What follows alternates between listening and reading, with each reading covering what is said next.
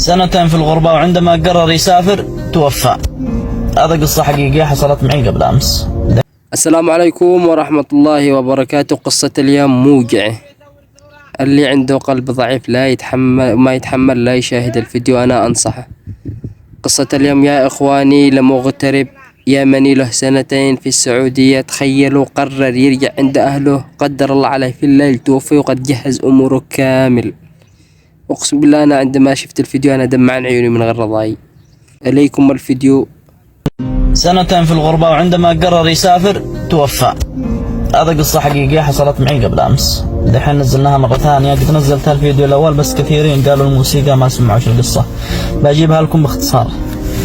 القصة هذه اللهم صل عليك يا رسول الله. الرجال هذا مغترب له 2 سنين، وكم قد حاول وكم على أنه يسافر بس ظروفه ما سمحت له. يعني أنا قاعد أنا وياه ناكل سوا وكذا. المهم خلاص قرر أنه يسافر، وقد سوى تأشيرة خروج وعودة وكل شيء، ما باقي معه إلا أنه يحجز ويمشي. وصرنا قبل ما يتوفى بيوم، الله يرحمه رحمة الأبرار، رحنا قبل ما يتوفى بيوم اشترينا أغراض. كان يجابر أهل أولاده في الإيمو ويشتري لهم من الأغراض، من الوسام، رحنا الشامل، رحنا وتعشينا الليل ولا في أي حاجة.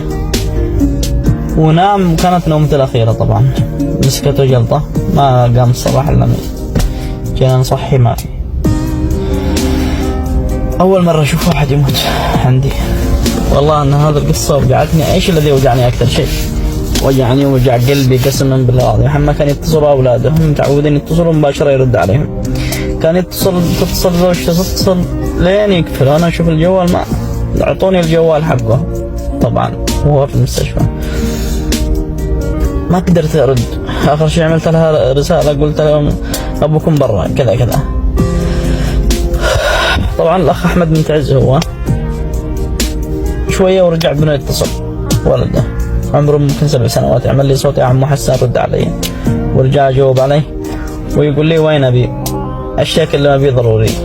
كأنه قلبه حس. أقسم لكم بالله العظيم إنه وجع، لأنه عندما قال لي وين أبي قلبي وجعني أنا في هذاك الوقت. ما عاد قدرت إني أرد عليه.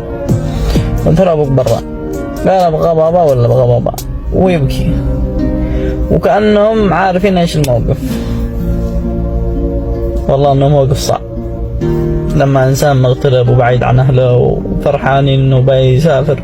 حتى هو فرحان إنه بيسافر، هو فرحان إنه بيسافر، ما أدري كيف جاته جلطة. المهم دعواتكم له بالرحمة، وهذه الغربة عذاب. الله يصبرنا عليها، والله يرد كل مغترب لأهله، والله يعزنا عز الله. تحياتي لكم جميعا.